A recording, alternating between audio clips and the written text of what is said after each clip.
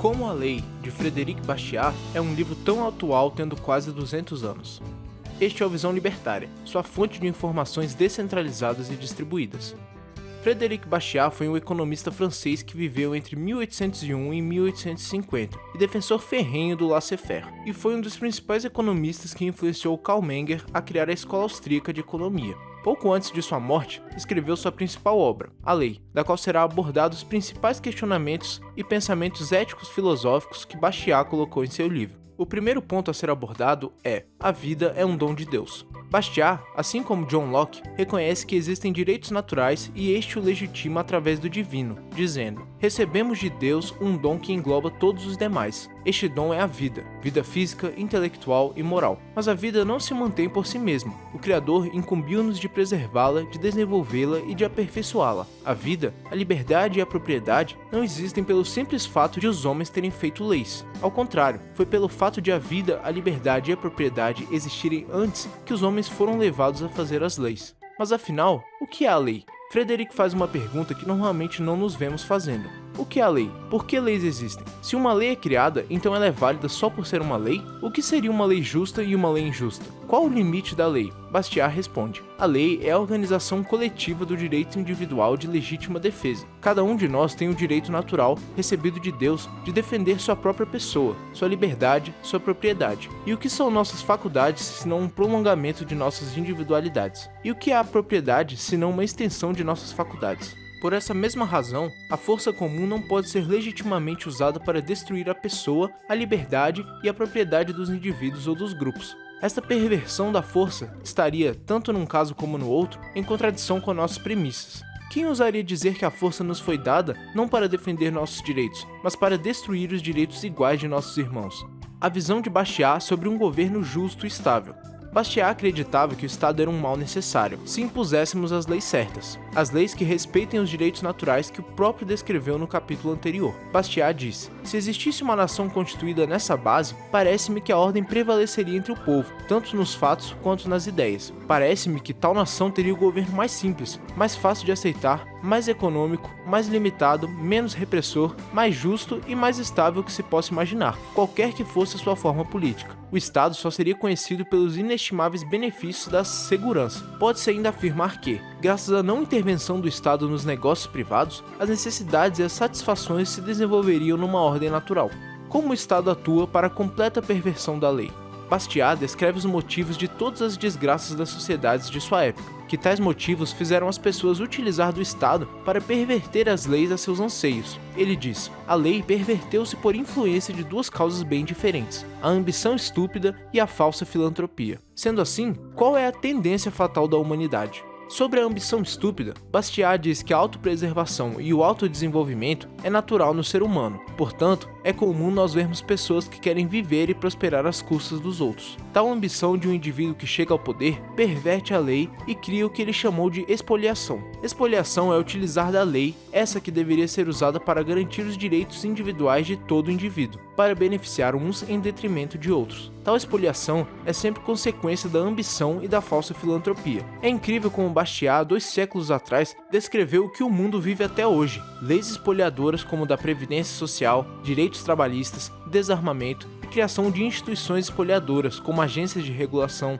bancos centrais e empresas estatais. Tudo isso criado para beneficiar uns em detrimento de outros. Um ponto que merece destaque é que Frédéric diz que se a lei se tornar expoliadora, com o tempo essa expoliação passará a se disseminar entre os indivíduos daquela sociedade e irá infectar a todos por tal ambição e busca de sua parte por tal expoliação. Nós vemos esse efeito em nossa sociedade atual, onde os bovinos gadosos sempre ficam felizes quando algum parasita tenta aprovar uma lei que tais bovinos querem, e isso quando eles mesmos não se elegem a um carguinho para ganhar uma fatia. Tal lei pode e irá prejudicar várias outras pessoas, mas não importa, contanto que aquele bovino saia no benefício. Um exemplo clássico é a lei do salário mínimo, que irá deixar todos aqueles que produzem abaixo do salário mínimo desempregados, mas esses não importam. O que importa é aquele que produz um valor um pouco abaixo do salário mínimo e que esse sim terá um aumento e se beneficiará com isso às custas do emprego de todos os outros. Talvez o desarmamento seja a melhor visão dessa espoliação disseminada. Pessoas que têm medo até de arminhas de brinquedo e votam em desarmamentistas para que esses tirem das pessoas o que lhes é de direito. Então, toda uma sociedade fica na mão de bandidos, estupradores, facções criminosas, policiais corruptos, milícias e políticos sanguinários, e tudo isso porque parcela da população não deseja ter armas. Independente se forem maioria ou não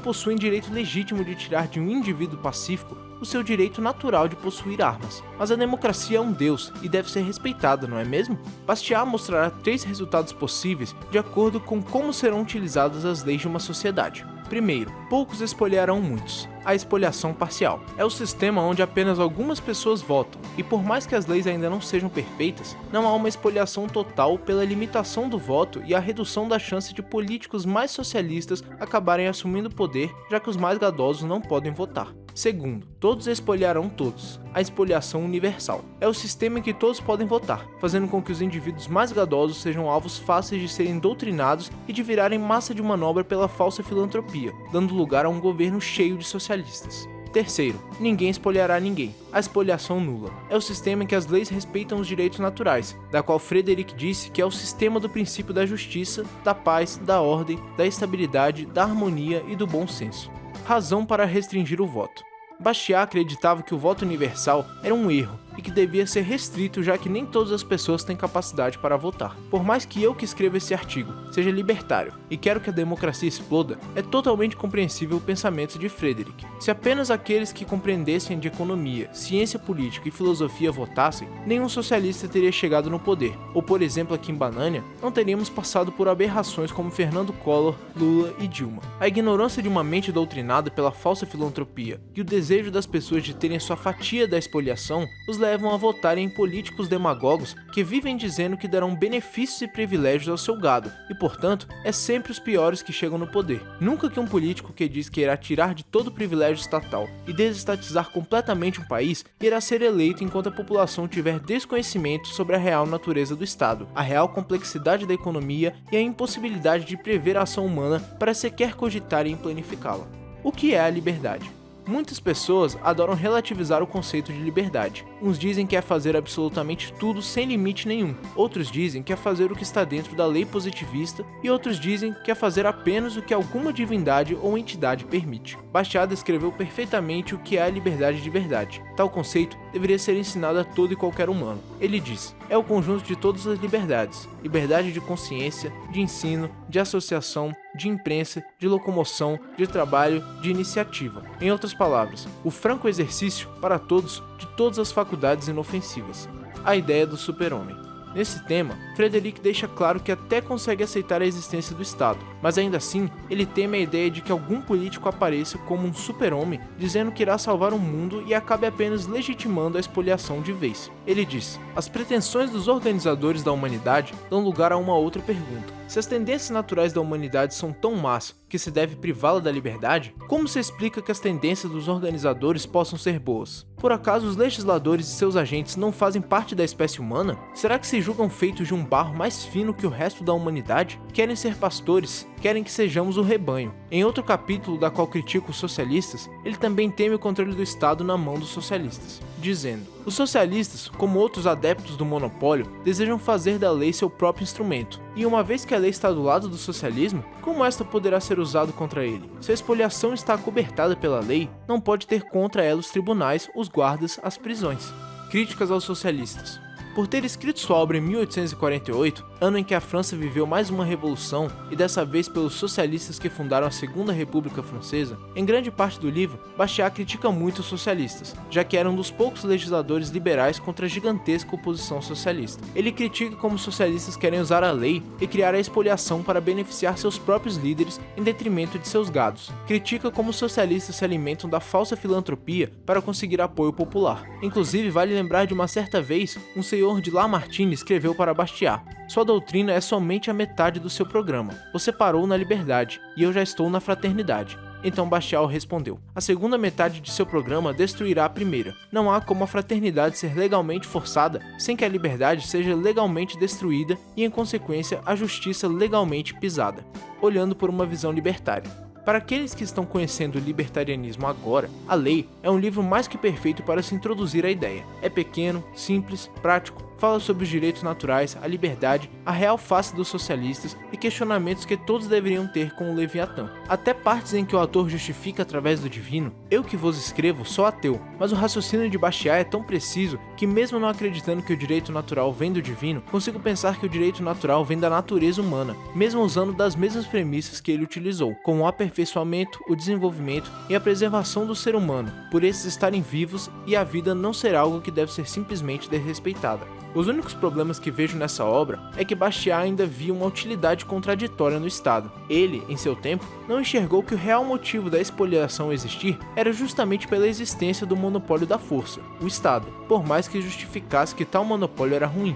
Em seu capítulo em que diz o que é a lei, ele mesmo diz que a força nos foi dada para defender nossos direitos, e não para agredir os direitos dos próximos. Mas é exatamente isso que o Estado faz. O Estado pode sim impor uma lei que diz que é proibido agredir o próximo, mas a partir do momento em que agride o próximo para conseguir se sustentar, o próprio Leviatã já está quebrando suas próprias leis, além de violar um direito que é natural no ser humano. Outro erro de Bastiat era pensar que as leis não seriam usadas como ferramenta de expoliação se os socialistas fossem removidos fisicamente da elaboração de leis. Esse problema só pode ser resolvido quando a lei for privatizada e desestatizada, quando a lei, assim como todo e qualquer serviço, for fornecida em um livre mercado. Assim, não existirá um monopólio para que alguns assumam o controle e passem a expoliar uns em benefício de outros. Não haverá mais por que temer que pessoas ruins cheguem ao poder, se esse poder agora está descentralizado e não é mais um monopólio. Frederick também comete outro erro ao dizer no começo de seu livro que o Estado só seria conhecido pelos inestimáveis benefícios da segurança. Pode-se ainda afirmar que,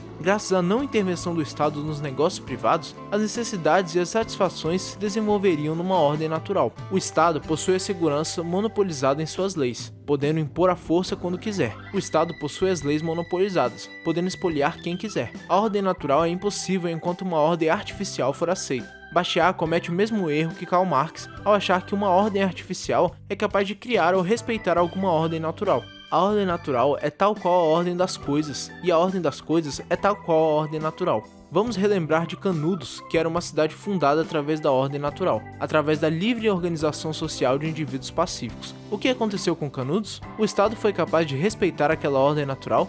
Já sabemos a resposta. Se o conceito de ordem natural é verdadeiro, então já vivemos em uma sociedade anarcocapitalista. O Estado é apenas um parasita. Basta pensarmos nas favelas, na qual foram criadas através da ordem natural de pessoas que se organizaram voluntariamente na periferia de uma cidade pela falta de condições financeiras suficientes para se mudarem para o centro dessa cidade. E hoje as facções criminosas dominam muitas favelas. Então o que veio primeiro, as favelas ou as facções? Agora, temos a resposta para o questionamento. Ovo ou a galinha versão ANCAP? O que veio primeiro, a ordem natural ou o Estado?